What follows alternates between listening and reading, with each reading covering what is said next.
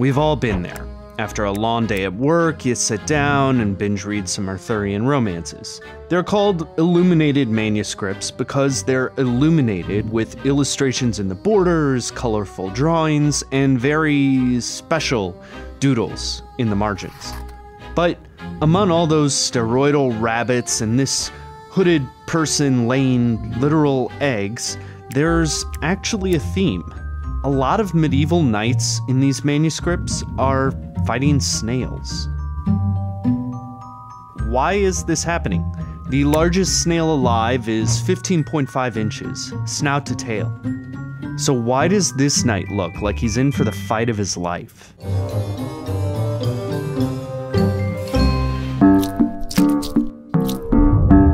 Illuminated manuscripts were handwritten. Scribes painstakingly transcribed the same Bibles, devotionals, and stories.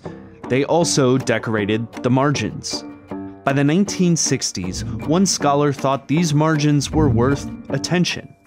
Lillian Randall was particularly intrigued by the snail in Gothic marginal warfare. She developed a theory about why a book like this might include a winged knight fleeing snails, and why it showed up again and again and again. Randall found more than 70 snail-fighting heroes in just 29 manuscripts, most of which were made between 1290 and 1310. Pray for yourself, knight. Pray that the snail will kill you quickly. Sometimes the margins riffed on the text, sometimes they were disconnected, but Randall connected them to historical stereotypes. The biggest was that the Lombards were greedy, mean, and cowardly. The Lombards were a Germanic people that had invaded Italy. They were warriors. But in 772, they were badly beaten by Charlemagne. That permanently stained their reputation. By the late 1200s, when those snail pictures started getting popular, the Lombards had become lenders and pawnbrokers spread throughout Europe. They didn't have full rights, they couldn't even own arms, but they did have power. That combination of power and impotence, Randall argued, made them targets. Snail was the appropriate insult.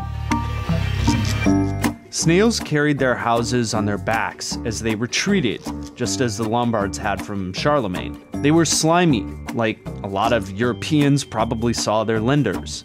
Calling Lombards snails was an anti-foreign slur that later grew into a bigger trope. It appeared in what was probably a medieval pattern book, with models that helped other scribes draw. And snails showed up in many different combinations later on.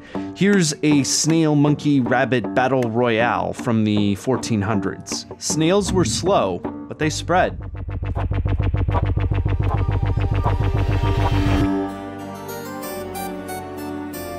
We can't be certain what the knights and snails meant because they meant different things as the image became a cliche. The same way people don't explain their memes today, scribes didn't annotate their games in the margins. Randall's argument fits with the timing and history, but people also speculate that snails represented the slowness of time or the insulation of the ruling class. We can only be certain about one thing. The snails reveal something, along with everything else in the margins. As scribes labored over transcriptions of hallowed works, reproducing every line, they snuck in additions, jokes, and riffs in the margins of the text. The drawings were fantasies, but they were made by artists who sought to parody the indignities and absurdities of their own world. The margins were the only space left, so they turned them into a self-portrait. Except for this guy, he's just gonna get murdered by a snail. So this video just scratches the surface when it comes to weird medieval art and possible interpretations. Michael Camillo wrote a whole book about art in the margins, and he highlights one figure. It's the gryllus, and he's supposed to represent bodily appetites. It's very cute and a little disgusting.